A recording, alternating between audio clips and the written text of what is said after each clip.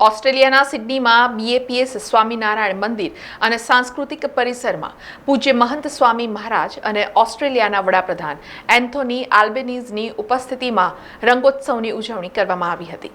ઓસ્ટ્રેલિયાના સિડની મહાનગર અને BAPS હિન્દુ સ્વામિનારાયણ મંદિર અને સાંસ્કૃતિક પરિસરમાં પૂજ્ય મહંત સ્વામી મહારાજ અને ઓસ્ટ્રેલિયાના વડાપ્રધાન એન્થોની આલ્બેનીઝની ઉપસ્થિતિમાં રંગોત્સવની ભવ્ય રીતે ઉજવણી કરવામાં આવી હતી.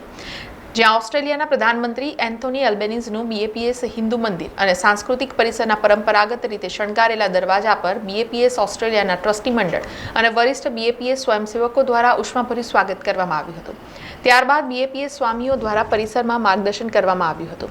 તેમની મુલાકાત દરમિયાન તેઓ મુખ્ય સમુદાયના નેતાઓને પણ મળ્યા હતા. આ દરમિયાન પ્રધાનમંત્રી આલ્બેનીઝે પરમ પૂજ્ય મહંત સ્વામી મહારાજ સાથે વ્યક્તિગત મુલાકાત કરી હતી. જે આલ્બેનીઝને માળા અને પરંપરાગત કળશથી સન્માનિત કરવામાં આવ્યા હતા. જે બાદ પ્રધાનમંત્રી આલ્બેનીઝે સંબોધન પણ કર્યું હતું. It is an honour for all of us that you have chosen Sydney to celebrate this festival outside India for only the second time in more than 115 years of BAPS history.